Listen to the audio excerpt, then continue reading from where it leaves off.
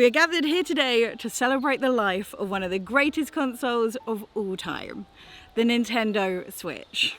Over the last 8 years, millions of us have welcomed a Nintendo Switch not only into our lives, but also into our homes. And throughout these years, we saw a seemingly never-ending array of unprecedented events.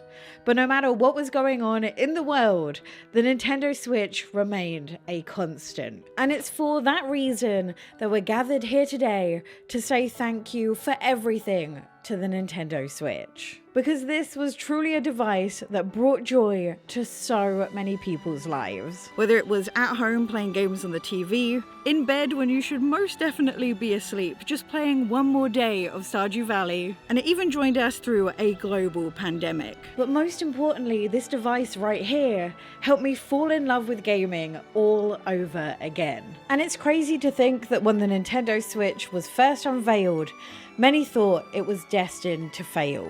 And I'm not sure anyone could have predicted before the launch of the Nintendo Switch that this would go on to be one of the best-selling consoles of all time. But the thing is, the Switch didn't do it all alone, because what makes a console truly great is also its games.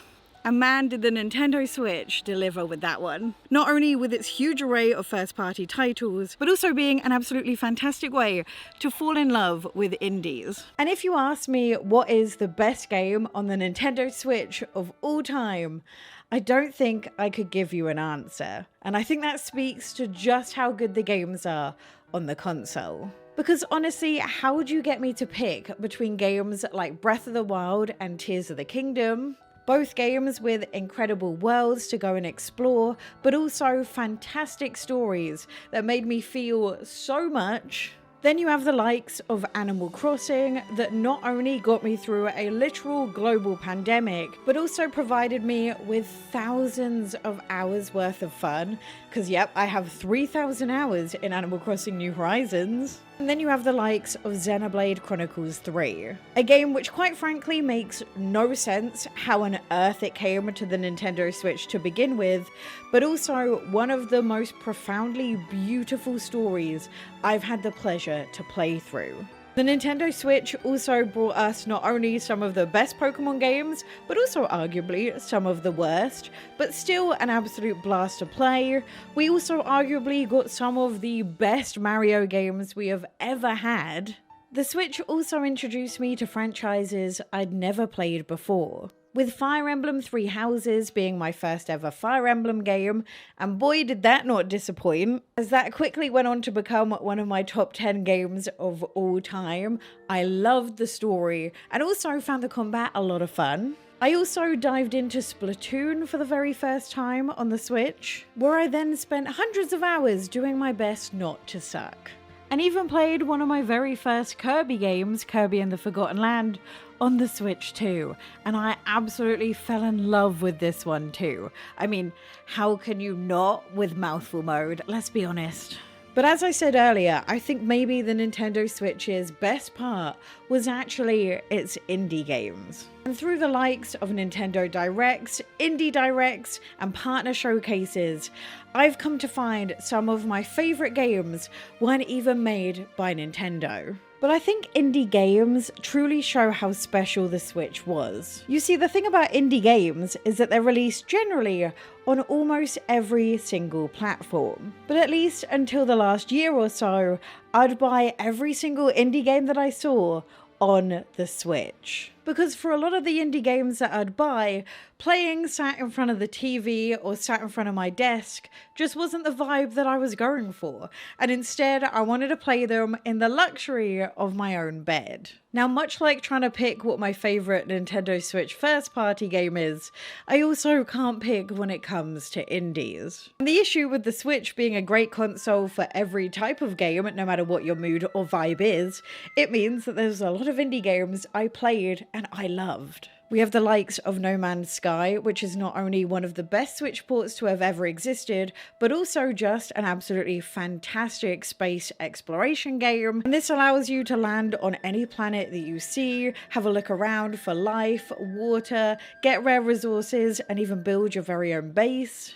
Then we have one of my favourite genres of indie game, which is the visual novels. Be it Coffee Talk, Tavern Talk, or the Cosmic Wheel Sisterhood, all of these just did exactly what I was looking for before I went to bed, and that is a little bit of a game mixed with a bit of reading. And all of these games did the same thing incredibly well. They told you the story of an entire world without your character going anywhere, with you learning everything you have to know, all through conversations with other people. The Switch also made me fall in love with the sort of mindless game. These are typically games I'd enjoy while doing something else, which is a type of way of playing games that I never used to do before the Switch. These are games like Power Wash Sim, House Flipper, Stitch, and Doth Romantic. None of them really require any reading whatsoever. Instead, you just kind of do the same motions over and over again. And then you have the indie games, which hit just as hard as AAA games. Things like Sea of Stars, which is an incredible RPG. Then you have the likes of Stardew Valley, which I've put hundreds of hours in and love the fact that I can take it with me anywhere. And then we have games like Hades, which is phenomenal.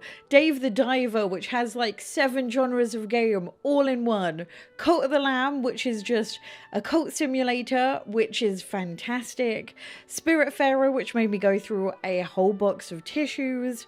Balatro, which honestly I became unhealthily obsessed with, and so many more that I can't possibly mention them just in this video. But being able to play all of these alongside all of Nintendo's first-party games on the same device is what made the Switch special. And even though the Nintendo Switch was most definitely not perfect, giving us Joy-Con drift and also an eShop that is just absolutely ridiculously laggy, even 8 years on, I love the Nintendo Switch to pieces.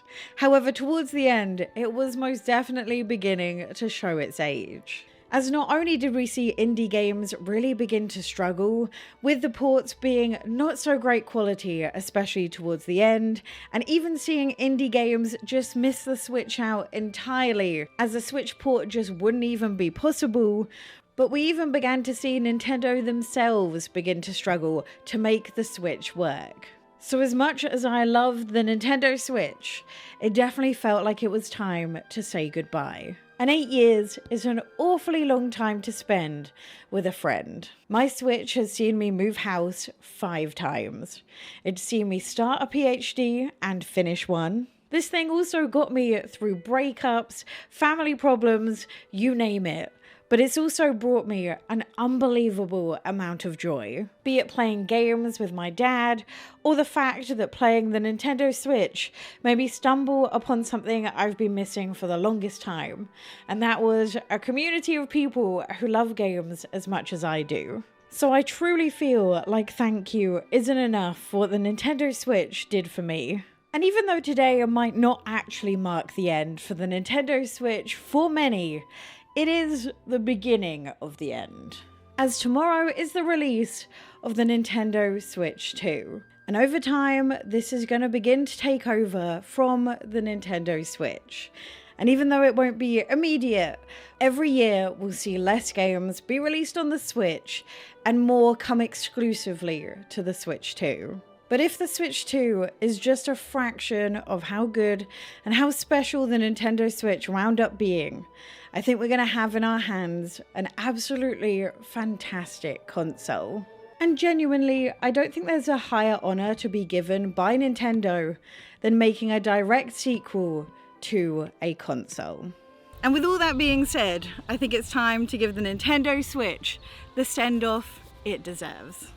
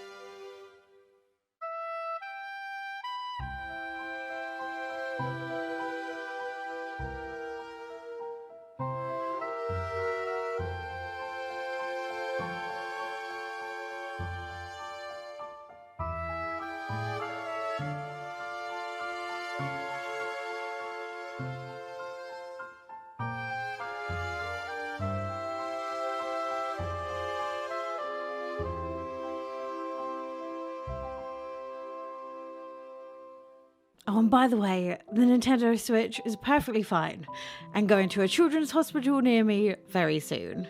Thank you so much for playing my game.